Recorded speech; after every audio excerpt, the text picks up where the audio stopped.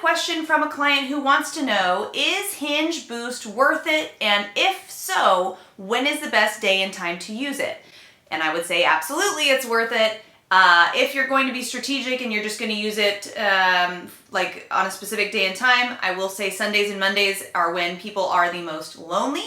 So that can be the best time for dating app traction. It's definitely not a good day for a date, but if you're trying to send out a bunch of messages or get in front of a bunch of women, Sundays and Mondays are the best days. And I would do it in the evening when people are kind of lonelier. They're thinking about, oh man, I have to go back to work tomorrow, or the weekend's over. They're starting to really feel like they wish they had a partner with them that they could spend the rest of the weekend with.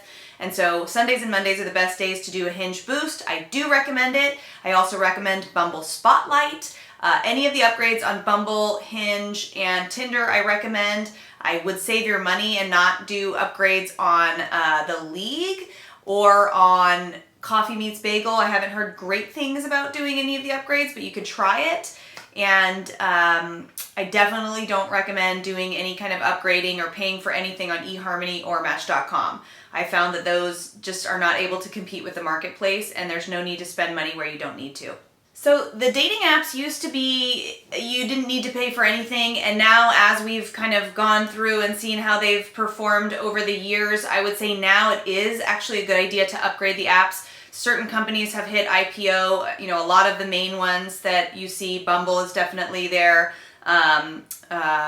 The company that owns Hinge is there. So these companies are obviously their main goal is profit. And so they're going to really limit the number of people you see and the quality of people you see if you're not upgraded. So you can have an amazing profile, but if you're not paying them, then they're going to do what's in their best interest, which is not show you the people that you really want to see. And I hate to say that because I wish that that wasn't the case. It seems a little bit strange that, the best is really kept to only the members that are paying. But I will say what I've seen from my clients is that nowadays you really do need the upgrades. But again, I'm only recommending that you upgrade on the top performing apps like Bumble, Hinge, and Tinder at this time. That being said, what you want to make sure that you do first is before you invest any money at all in a dating app, you want to make sure that your profile is competitive. If you don't have the right photos, if you don't know how to fill out your self-summary or the prompt responses, if your profile is just not competitive, you could give these dating apps millions of dollars and there's nothing they can do for you.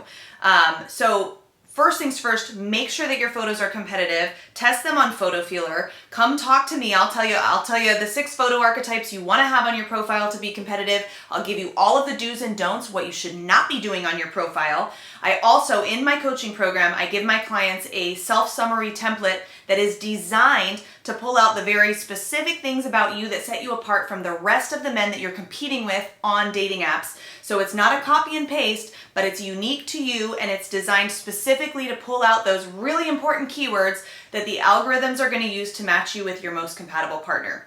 So first things first, make sure you have a dope dating profile. If you need help, my team and I are here to help you. We're experts at this stuff. You can book a new client session with myself or a member of my team over at emlovz.com/book. And in that session, we'll talk about your dating goals, the obstacles holding you back, and how the coaching program may be a fit for you.